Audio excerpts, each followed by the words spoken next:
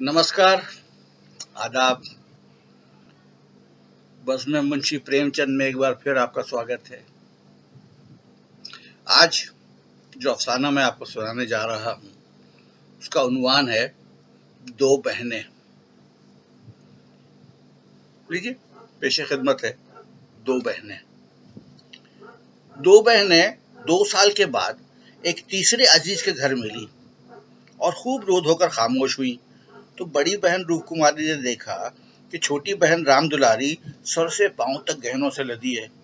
कुछ उसका रंग खिल गया है, मिजाज में कुछ तमकनत सी आ गई है और बातचीत करने में ज्यादा मशाक हो गई है। बेशकीमत साड़ी और बेलदार उन्नाबी मखमल के जम्पर ने उसकी हुस्न को और भी चमका दिया है। वही राम दुलारी जो लड़कपन में सर के बाल खोले फुअर सी इधर उधर खेला करती थी, आखिरी बार रूप कुमारी ने उसे उसकी शादी में देखा था 2 साल पहले। तब भी उसकी शक्ल सूरत में कुछ ज्यादा तगय्युर ना हुआ था। लंबी तो हो गई थी, मगर थी उतनी ही दुबली, उतनी ही जर्द, उतनी ही बदतमीज, जरा जरा सी बात पर उठने वाली। मगर आज तो हालत ही कुछ और थी, जैसे कली खिल गई हो। और हुस्न उसने कहाँ छुपा रखा था? नहीं, नजरों को धोखा हो रहा है। ये हुस्न नहीं, महज दीदा जेबी है। रेशम और मखमल और सोने की बदौलत नक्शा थोड़ा ही बदल जाएगा, फिर भी वो आंखों आंखों में समाई जाती हैं।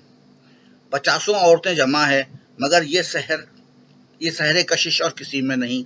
उसके दिल में हसद का एक शोला सा दहक उठा।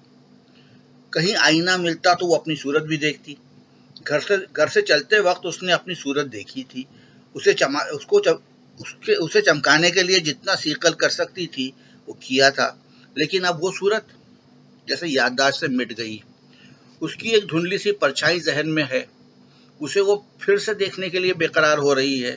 यूं तो उसके पास मेकअप के लवाजमात के साथ आईना भी है, लेकिन मजमे में वो आईना देखने या बनाव श्रृंगार करने की आदी नहीं। ये औरतें दिल में खुदा जाने क्या समझें। यहाँ कोई आईना तो होगा ही, ड्राइंग रूम में तो जरूर होगा। वो उठकर ड्राइंग रूम में गई और कद्दे आदम शीशे में अपनी सूरत देखी। उसके खद्दो खाल बेऐब हैं, मगर वो ताजगी, वो शगुफ्तगी, वो नजर फरेबी नहीं है। हाँ, नहीं है। राम दुलारी आज खिली है। उसे खेले जमाना हो गया, लेकिन इस ख्याल से उसे तस्कीन नहीं हुई। वो राम दुलारी से हेटी बनकर नहीं रह सकती। ये मर्द भी कितने अहमक होते हैं, किसी में असल हुस्न की परख नहीं। उन्हें नौजवानी और शोखी और नफासत चाहिए, आंखें रखकर भी अंधे बनते हैं। मेरे कपड़ों में राम दुलारी को खड़ा कर दो, फिर देखो ये सारा जादू कहाँ उड़ जाता है। चुड़ैल सी नजर आएगी। इन अहमकों को कौन समझाए। राम दुलारी के घर वाले तो इतने खुशहाल ना थे। शादी में जो जोड़े और जेवर आए थे वो बहुत दिलशिकन थे। अमारत का कोई दूसरा सामान ही ना था। उसके ससुर एक रियासत में मुख्तार थे और शौहर कॉलेज में पढ़ता था। इस 2 साल में कैसे खून बरस गया, कौन जाने। जेवर किससे टांग लाई हो, कपड़े भी 2-4 दिन के लिए मांग लिए हों। उसे ये स्वांग मुबारक हो। मैं जैसी हूँ वैसी ही अच्छी हूँ। अपनी हैसियत को बढ़ाकर दिखाने का मर्ज कितना बढ़ता जाता है। घर में रोटियों का ठिकाना नहीं है, लेकिन इस तरह बन-ठन कर निकलेंगी गोया कहीं की राजकुमारी हैं। बिसातियों के, बजाज के और दर्जी के तकाजे सहेंगी। शौहर की घुड़कियां खाएंगी, रोएंगी, रूठेंगी, मगर नुमाइश के जुनून को नहीं रोक सकती। घर वाले भी सोचते होंगे कितनी छिछोरी तबीयत है इसकी, मगर यहाँ तो बेवफाई पर कमर बांध ली है। कोई कितना ही हंसे बेहया की बला से, बस यही धुन सवार है कि जिधर से निकल जाऊं उधर उस की खूब तारीफें की जाए। राम दुलारी ने जरूर किसी से जेवर और कपड़े मांग लिए हैं। बेशरम जो है, उसके चेहरे पर गुरूर की सुर्खी झलक पड़ी। न सही उसके पास जेवर और कपड़े, किसी के सामने शर्मिंदा तो नहीं होना पड़ता। एक एक लाख के तो उसके 2 लड़के हैं, भगवान उन्हें जिंदा और सलामत रखे। वो इसी में खुश है। खुद अच्छा पहनने और खा लेने से ही जिंदगी का मकसद पूरा नहीं हो जाता। उसके घर वाले गरीब हैं, पर इज्जत तो है। किसी का गला तो नहीं दबाते, किसी की बद्दुआ तो नहीं लेते। इस तरह अपना दिल मजबूत करके वो फिर बरामदे में आई तो राम दुलारी ने जैसे रहम की आंखों से देखकर कहा, जीजा जी की कुछ तरक्की वरक्की हुई कि नहीं? बहन ये अभी तक वही 75 रुपए पे कलम घिस रहे हैं। रूप कुमारी के बदन में आग सी लग गई। ओफो रे दिमाग, गोया इसका शौहर लाट ही तो हो गया है। अकड़ कर बोली, तरक्की क्यों नहीं हुई? अब 100 के ग्रेड में है। आजकल भी गनीमत है। मैं तो अच्छे अच्छे एमए पासों को देखती हूँ कि कोई टके को नहीं पूछता। तेरा शौहर अब बीए में होगा। उन्होंने तो पढ़ना छोड़ दिया।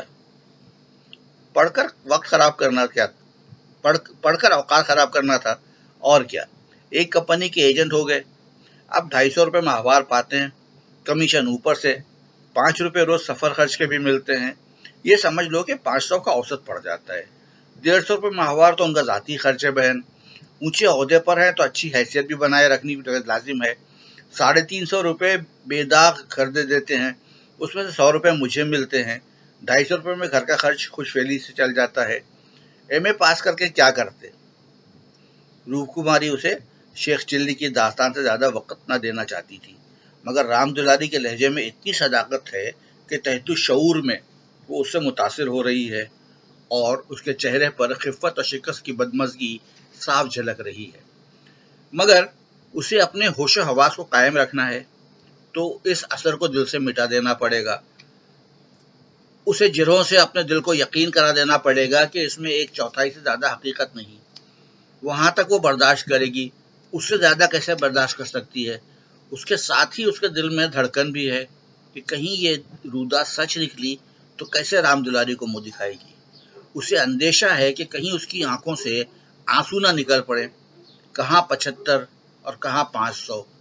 इतनी बड़ी रकम अगर जमीर का खून करके भी क्यों न मिले, फिर भी रूप कुमारी उसकी मुतमहिल नहीं हो सकती।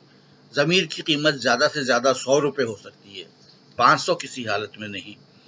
उसने तमस्खुर के अंदाज से पूछा, जब एजेंटी में इतनी तनख्वाह और भत्ते मिलते हैं तो कॉलेज बंद क्यों नहीं हो जाते? हजारों लड़के क्यों अपनी जिंदगी खराब करते हैं? राम दुलारी बहन की खिफत का मजा उठाती हुई बोली, बहन तुम यहाँ गलती कर रही हो। एमए तो सभी पास हो सकते हैं, मगर एजेंटी करनी किसको आती है? ये खुदादाद मलिका है। कोई जिंदगी भर पढ़ता रहे मगर जरूरी नहीं कि वो अच्छा एजेंट हो जाए। रुपया पैदा करना दूसरी चीज है, इल्मी फजीलत हासिल करना दूसरी चीज। अपने माल की खूबी का यकीन पैदा करना, ये जहन नशीन करा देना कि इससे अर्जा और देरपा चीज बाजार में मिल ही नहीं सकती, आसान काम नहीं है। एक से एक ग्राहकों से उनका साबका पड़ता है। बड़े बड़े राजाओं और रईसों का तालीफ कल्प करनी पड़ती है। औरों की तो उन राजाओं और नवाबों के सामने जाने की हिम्मत भी ना पड़े, और किसी तरह पहुंच जाए तो जबान न खुले। शुरू शुरू में इन्हें भी झिझक हुई, मगर अब तो इस दरिया के मगरमच्छ हैं। अगले साल तरक्की होने वाली है। रूपकुमारी की रगों में जैसे खून की हरकत बंद होती जा रही है। जालिम आसमान क्यों नहीं गिर पड़ता, बेरहम जमीन क्यों नहीं फट जाती? ये कहाँ का इंसाफ है कि रूपकुमारी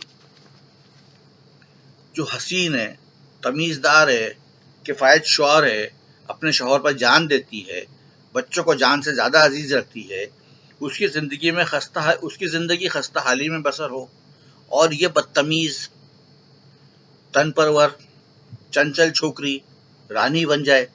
मगर अब कुछ उम्मीद बाकी थी, शायद उसकी तस्कीन कल्ब का कोई रास्ता निकल आए। उसी तमस्सुख के अंदाज में से बोली, तो अब शायद 1000 मिलने लगेंगे। 1000 तो नहीं, मगर 600 में शुबा नहीं। कोई आंख का अंधा मालिक बन गया होगा। व्यापारी आंख के अंधे नहीं होते। जब तुम उन्हें 6000 कमा कर दो तब कहीं 600 मिले। जो सारी दुनिया को चराए उसे कोई क्या बेवकूफ बनाए। तमस्सुर से काम चलते ना देखकर रूपवाली ने तहकीर शुरू की। मैं तो इसको बहुत मौजूद पेशा नहीं समझती। सारे दिन छूट के तौर के तोमार बांधो, ये तो ठग बिदिया है। राम दुलारी जोर से हंसी। रूप कुमारी पर उसने कामिल फतेह पाई थी। इस तरह तो जितने वकील बैरिस्टर हैं सभी ठग बिदिया करते हैं। अपने मुवक्किल के फायदे के लिए उन्हें अपनी सभाओं का सदर बनाते हैं, उनकी गाड़ियां खींचते हैं, उन पर फूलों की और जर जवाहर की बरखा करते हैं। आजकल दुनिया पैसा देखती है। पैसे कैसे आए ये कोई नहीं देखता। जिसके पास पैसा हो उसकी पूजा होती है, जो बदनसीब हैं, नाकाबिल हैं, पस्त हिम्मत हैं, ज़मीर और इखलाक की दुआई देकर अपने आंसू पोंछ लेते हैं, वरना ज़मीर और इखलाक को कौन पूछता है। रूप कुमारी खामोश हो गई। अब उसे ये हकीकत उसकी सारी तलखियों के साथ तस्लीम करनी पड़ी कि राम दुलारी उससे ज्यादा खुशनसीब है, उससे मुफिर नहीं। तमस्सुर या तहकीर से वो अपनी तंगदिली के इज़हार के सिवा और किसी नतीजे पर नहीं पहुंच सकती। उसे किसी बहाने से राम दुलारी के घर जाकर असलियत की छानबीन करनी पड़ेगी। अगर राम दुलारी वाकई लक्ष्मी का वरदान पा गई है तो वो अपनी किस्मत ठोंक कर बैठ रहेगी। समझ लेगी कि दुनिया में कहीं इंसाफ नहीं है, कहीं ईमानदारी की कदर नहीं है।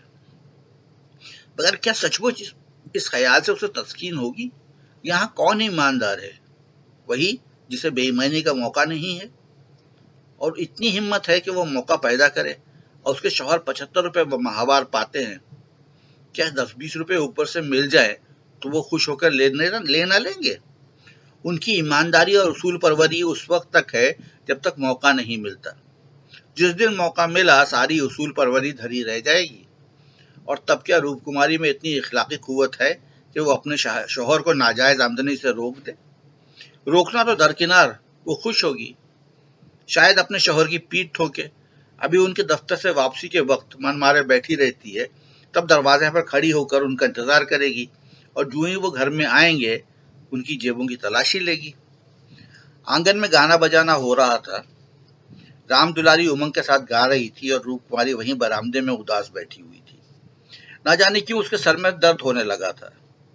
कोई नाचे उसे कोई सरोकार नहीं, वो तो बदनसीब है, रोने के लिए पैदा की गई है। 9 बजे रात को मेहमान रुखसत होने लगे। रूप कुमारी भी उठी, यक्का मंगवाने जा रही थी कि राम दुलारी ने कहा, यक्का मंगवा कर क्या करोगी बहन? मुझे लेने के लिए अभी कार आती होगी। 2-4 दिन मेरे यहाँ रहो, फिर चली जाना। मैं जीजा जी को भी कहला भेजूंगी। रूप कुमारी का आखिरी हरबा भी बेकार हो गया। राम दुलारी के घर जाकर दरियाफ्ते हाल की ख्वाहिश यकायक फना हो गई। वो अब अपने घर जाएगी और मुंह ढांप कर पड़ रहेगी। इन फटे हालों में क्यों किसी के घर जाए? बोली, बहन मेरे सर में जोर से दर्द हो रहा है। अच्छा बताओ कब आओगी? मैं सवारी भेज दूंगी। मैं खुद कहला भेजूंगी, तुम्हें याद ना रहेगा। साल भर हो गया, भूल कर भी याद ना किया। मैं इसी इंतजार में थी कि दीदी बुलाएं तो चलूं। एक ही शहर में रहते हैं, फिर भी इतनी दूर कि साल साल भर गुजर जाए और मुलाकात ना हो। घर की फिक्रों से फुर्सत ही नहीं मिलती। कई बार इरादा किया तुझे बुला भेजूं, मगर मौका ही ना मिला। इतने में राम दुलारी के शौहर मिस्टर गुरु सेवक ने आकर बड़ी साली को सलाम किया। बिल्कुल अंग्रेजी वजह थी। कलाई पर सोने की घड़ी, आंखों पर सुनहरी ऐनक, बिल्कुल अप टू डेट, जैसे कोई ताज़ा वारिद सिविलियन हो। चेहरे से जहानत, मतानत और शराफत बरस रही थी। वो इतना खूबरू और जामा जेब है, रूप कुमारी को भी गुमान भी न था। दुआ देकर बोली, आज यहाँ ना आती तो तुमसे मुलाकात क्यों होती। गुरु सेवक हंसकर बोला, बजा फरमाती हैं, उल्टी शिकायत। कभी आपने बुलाया और मैं न गया? मैं नहीं जानती थी कि तुम अपने को मेहमान समझते हो, वो भी तुम्हारा ही घर है। अब मान गया भाभी साहब, बेशक मेरी गलती है, इंशाअल्लाह इसकी तलाफी करूंगा, मगर आज हमारे घर रही है। नहीं, आज बिल्कुल फुर्सत नहीं है, फिर आऊंगी। लड़के घर पर घबरा रहे होंगे। राम दुलारी बोली, मैं कितना कह के हार गई, बोलती ही नहीं। दोनों बहनें कार की पिछली सीट पर बैठ गईं। गुरु सेवक कार ड्राइवर करता हुआ चला। जरा देर में उसका मकान आ गया। राम दुलारी ने फिर रूप कुमार से चलने के लिए बहुत इसरार किया, मगर वो ना मानी। लड़के घबरा रहे होंगे। आखिर राम दुलारी उससे मिलकर अंदर चली गई। गुरु सेवक ने कार बढ़ाई। रूप कुमार ने उड़ती हुई निगाह से राम दुलारी का मकान देखा और ठोस हकीकत सलाख की तरह उसके जिगर में चुभ गई। कुछ दूर चलकर गुरु सेवक बोला, भाभी मैंने अपने लिए कैसा अच्छा रास्ता निकाल लिया। अगर 2-4 साल काम चल गया तो आदमी बन जाऊंगा। रूप कुमारी ने हमदर्दाना लहजे में कहा, राम दुलारी ने मुझसे कहा, भगवान करे जहां रहो खुश रहो, जरा हाथ पैर संभाल कर रहना। मालिक की आंख बचाकर 1 पैसा भी लेना गुनाह समझता हूँ। दौलत का मजा जब है कि ईमान सलामत रहे। ईमान खो के पैसे मिले तो क्या। मैं ऐसी दौलत पर लानत भेजता हूँ। और आंख किसकी बचाऊं? सब स्याह सफेद तो मेरे हाथ में है। मालिक तो कोई है नहीं, उसकी बेवा है, उसने सब कुछ मेरे हाथ में छोड़ रखा है। मैंने उसका कारोबार न संभाल लिया होता तो सब कुछ चौपट हो जाता। मेरे सामने तो मालिक सिर्फ 3 महीने जिंदा रहे, मगर बड़ा मर्दुम शनास आदमी था। मुझे 100 रुपये पर रखा था और एक ही महीने में 250 कर दिए। आपकी दुआ से पहले ही महीने में मैंने 12,000 का काम किया। काम क्या करना पड़ता है? वही मशीनों की एजेंटी, तरह तरह की मशीनें मंगाना और बेचना। रूप कुमारी का मनहूस घर आ गया। दरवाजे पर एक लालटेन टिमटिमा रही थी। उसके शौहर बाबू रमानाथ दरवाजे पर टहल रहे थे। रूप कुमार उतरी, मगर उसने गुरु सेवक से आने के लिए इसरार न किया। बेदिली से जरूर कहा, मगर जोर ना दिया, और रमानाथ तो मुखातिब ही न हुए। रूप कुमारी को वो घर अब कब्रिस्तान सा लग रहा था, जैसे फूटा हुआ नसीब हो। न कहीं फर्श, न फर्नीचर, न गमले, 2-4 टूटी टाटी कुर्सियां, एक लंगड़ा मेज, 4-5 पुरानी धरानी खाटे हैं। यही उसकी घर की बिसात थी। आज सुबह तक रूप कुमारी इस घर में खुश थी, लेकिन अब इस घर से उसे मुतलक दिलचस्पी न रही। लड़के अम्मा अम्मा करके दौड़े, मगर उसने दोनों को झिड़क दिया। सर में दर्द है, वो किसी से ना बोलेगी। अब भला खाना पकाता कौन? लड़कों ने तो दूध पी लिया। मगर रमानाथ ने कुछ नहीं खाया। इसी इंतजार में थे कि रूप कुमारी आए तो पकाए, मगर रूप कुमारी के सर में दर्द है। मजबूरन बाजार से पूरियां लानी पड़ी। रूप कुमारी ने मलामत आमेज अंदाज से कहा, तुम अब तक मेरा इंतजार क्यों करते रहे? मैंने खाना पकाने का ठेका तो नहीं लिया, और जो रात भर मैं वहीं रह जाती, आखिर तुम एक महाराजन क्यों नहीं रख लेते? यह जिंदगी भर मुझी को पीसते रहोगे। रमानाथ ने उसकी तरफ मजलूम और पुरसवाल हैरत की निगाह डाली। उसकी ब्रह्मी का कोई सबब उनकी समझ में न आया। रूप कुमारी से उन्होंने हमेशा बेउजर एतात पाई है। बेउजर ही उन्हें बेउजर ही नहीं, खुश दिलाना भी। अभी उन्होंने कई बार महराजन रखने के लिए तजवीज़ ख्वाहिश की थी, मगर उसने हमेशा यही कहा कि आखिर मैं बैठे बैठे क्या करूंगी, 4-5 रुपए का खर्च बढ़ाने से क्या फायदा? ये रकम बच रहेगी तो बच्चों के लिए मक्खन आ जाएगा। और आज वो इतनी बेदर्दी से शिकायत कर रही है, जैसे गुस्से में भरी हो। अपनी सफाई पेश करते हुए बोले, महराजन रखने के लिए मैंने तुमसे कई बार कहा, तो ला क्यों ना दिया? मैं उसे निकाल देती तो कहते। हाँ ये गलती हुई, तुमने कभी सच्चे दिल से कहा? महज महराजन के लिए कहा। तुम्हारे दिल में कभी मेरे आराम का ख्याल आया ही नहीं। तुम खुश थे कि अच्छी लौंडी मिल गई, एक रोटी खाती है और चुपचाप पड़ी रहती है। इतनी सस्ती लौंडी और कहाँ मिलती, महज कपड़े और खाने पर, वो भी जब घर भर की जरूरतों से बचे। 75 रुपलियां मेरे हाथ पर रख देते हो, और सारी दुनिया का खर्च। मेरा दिल ही जानता है मुझे कितनी कतर बेउत करनी पड़ती है। क्या पहनूं और क्या ओढ़ूं? तुम्हारे साथ जिंदगी खराब हो गई। वो मर्द भी होते हैं जो बीवियों के लिए आसमान के तारे तोड़ लाते हैं। गुरु सेवक को ही देखो, तुमसे कम पढ़ा है, उम्र में तुमसे कहीं कम है, मगर 500 रुपये महीना लाता है। राम दुलारी रानी बनी बैठी रहती है। तुम्हारे लिए यही 75 बहुत है। रान मांड में ही खुश थी। तुम्हें तो औरत होना चाहिए था। औरों के दिल में कैसे कैसे अरमान होते हैं, मगर मैं तो तुम्हारे लिए घर की मुर्गी, बासी साग हूं। तुम्हें तो कोई तकलीफ नहीं होती। तुम्हें तो कपड़े भी अच्छे चाहिए, खाना भी अच्छा चाहिए, क्योंकि तुम मर्द हो, कमा कर लाते हो। मैं चाहे जैसे रहूं, तुम्हारी बला से। यह सिलसिला कई मिनट तक जारी रहा और बेचारे रमानाथ खामोश सुनते रहे। अपनी दानिश में उन्होंने रूप कुमारी को शिकायत का कोई मौका नहीं दिया था। उनकी तनख्वाह कम है, जरूर, ये उनके बस की बात तो नहीं। वो दिल लगाकर अपना काम करते हैं, अफसरों को खुश रखने की हमेशा कोशिश करते हैं। इस साल बड़े बाबू के छोटे साहेबजादे को 6 महीने तक बेला नागा पढ़ाया, इसलिए कि वो खुश रहें। अब और क्या करें? रूप कुमारी की ब्राह्मी का राज तो उन्हें नहीं मालूम हो सका। अगर गुरु सेवक वाकई 500 रुपया लाता है तो बेशक खुश नसीब है, लेकिन दूसरों की ऊंची पेशानी देखकर अपना माथा तो नहीं फोड़ा जाता। उसे ऐसा मौका मिल गया, दूसरों को ऐसे मौके कहाँ मिलते? वो तहकीक करेंगे कि वाकई उसे 500 मिलते हैं या महज गप है, और बिलफर्ज मिलते हों तो उससे क्या रूप कुमारी को यह हक है कि वो उन्हें निशाना मलामत बनाए? और अगर इसी तरह वो रूप कुमारी से ज्यादा हसीन, ज्यादा और खुश सलीका औरत देखकर उसे कोसना शुरू कर दें तो कैसा हो? रूप कुमारी हसीन है, शीरी जबान है, खुश मजाक है, बेशक, लेकिन उससे ज्यादा हसीन, ज्यादा शीरीन, ज्यादा खुश मजाज औरत दुनिया में मालूम नहीं है। एक जमाना था जब उनकी नजरों में रूप कुमारी से ज्यादा हसीन औरत दुनिया में न थी, लेकिन वो जुनून अब बाकी ना रहा। जज्बात की दुनिया से हकीकत की दुनिया में आए उन्हें एक मुद्दत गुजर गई। अब तो उन्हें इज़्दिवाजी जिंदगी का काफी तजुर्बा है। एक दूसरे के ऐब व हुनर मालूम हो गए हैं। साबिर और शाकिर रहकर ही उनकी जिंदगी आफियत से कट सकती है। रूप कुमारी इतनी मोटी सी बात भी नहीं समझती। फिर भी उन्हें रूप कुमारी से हमदर्दी हुई। उसकी सख्त कलामियों का उन्होंने कुछ जवाब न दिया। शराफत की तरह पी गए। अपनी बहन का ठाठ देखकर एक लम्हे के लिए रूप कुमारी के दिल में ऐसे दिलशकन मायूस कुन गैर मुनसिफाना ख्यालात का पैदा होना बिल्कुल फितरी है। वो कोई फिलोसोफर नहीं है, तारिकुद दुनिया नहीं है कि हर हाल में अपने तबई सुकून को कायम रखे। इस तरह अपने दिल को समझा कर रमानाथ दरियाफ्त हाल की मुहिम के लिए आमादा हुए। एक हफ्ते तक रूप कुमारी हैजान की हालत में रही। बात बात पर झुंझलाती, लड़कों को डांटती, शौहर को कोसती, अपनी तकदीर को रोती। घर का काम तो करना ही पड़ता, वरना नई आफत आ जाती। लेकिन अब किसी काम से उसे दिलचस्पी न थी।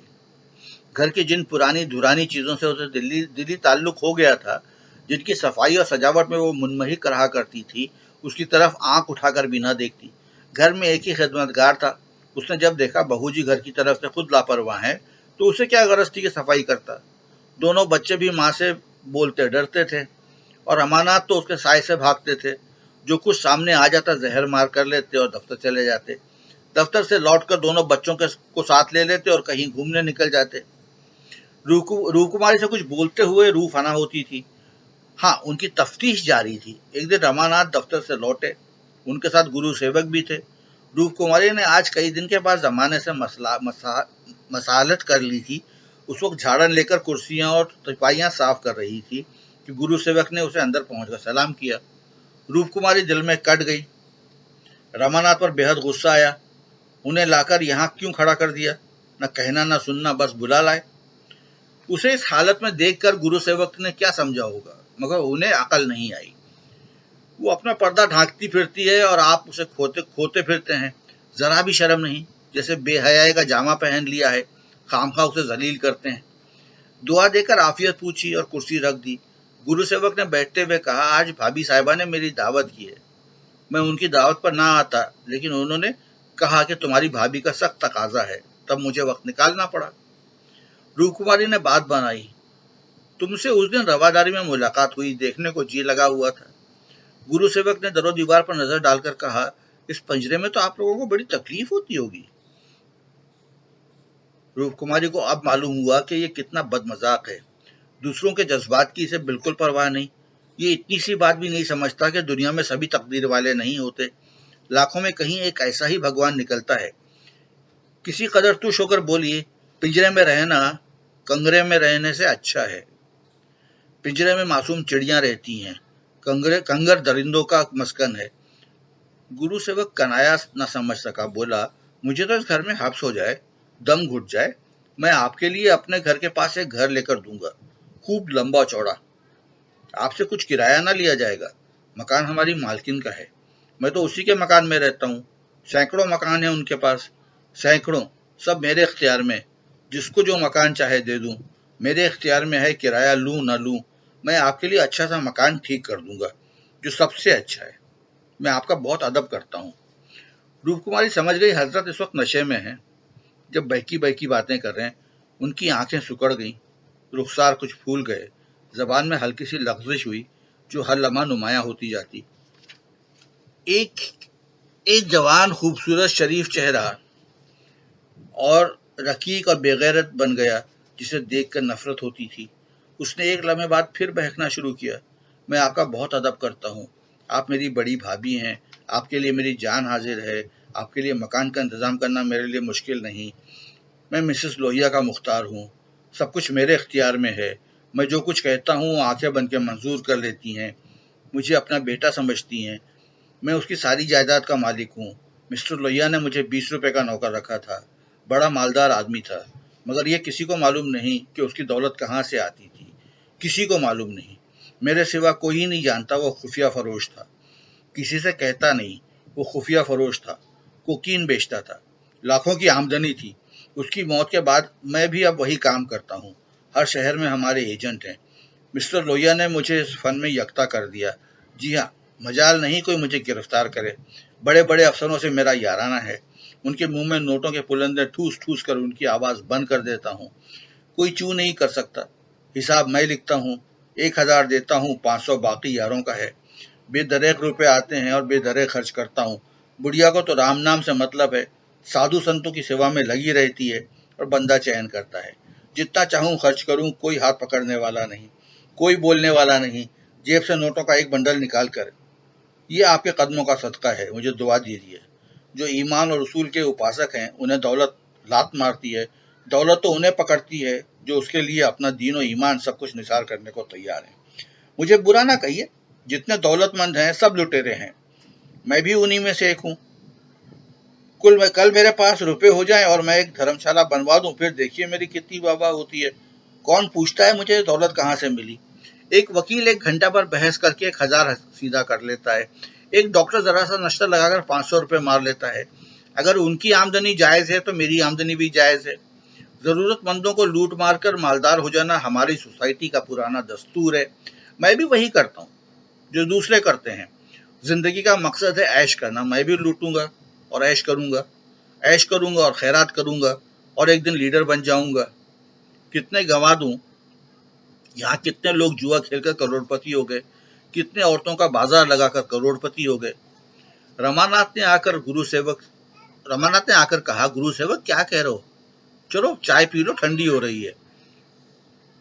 गुरु सेवक उठा, पैर लड़खड़ाए और जमीन पर गिर पड़ा।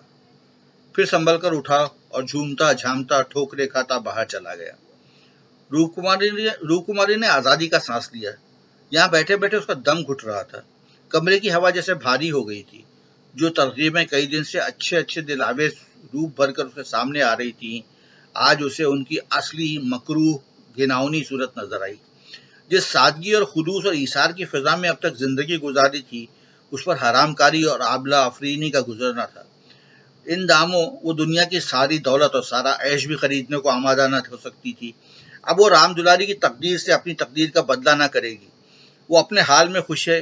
राम दुलारी पर उसे रहम आया, जो नुमूद और नुमाइश के लिए अपने जमीर का खून कर रही है। मगर एक लम्हे में गुरु सेवक का दिल नरम पड़ गया। जिस सोसाइटी में दौलत पुश्ती है, जहाँ इंसान की कीमत उसके बैंक अकाउंट और शान और शौकत से आंकी जाती है, जहाँ कदम कदम पर तरगीबों का जाल बिछा हुआ है और सोसाइटी का निज़ाम इतना बेढंगा है कि इंसान में हसद और गजब और फरोमाइगी के जज्बात को उकसाता रहता है, वहाँ गुरु सेवक अगर रौ में बह न जाए तो ताज्जुब का मकाम नहीं। उस वक्त रमानाथ ने आकर कहा, यहाँ बैठा बैठा क्या बक रहा था। मैंने तो उसे रुखसत कर दिया।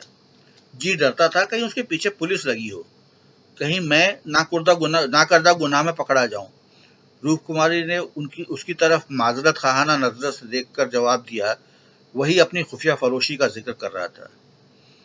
मुझे भी मिसेस लोहिया से मिलने की दावत दे गया, शायद कोई अच्छी जगह मिल जाए। जी नहीं, आप अपनी क्लर्की कीजिए, इसी में आपकी खैरियत है।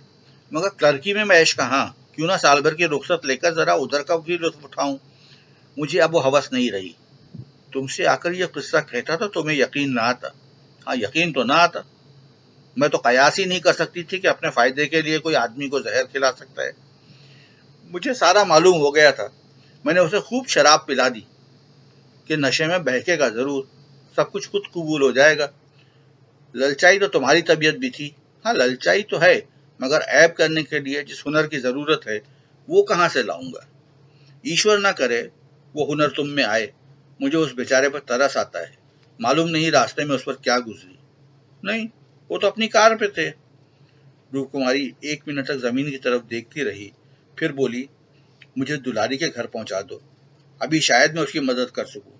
जिस बाग की वो सैर कर रही है, उसके चारों तरफ दरिंदे घात लगाए बैठे हुए हैं। शायद मैं उसे बचा सकूं। इस तरह कहानी खत्म हुई है।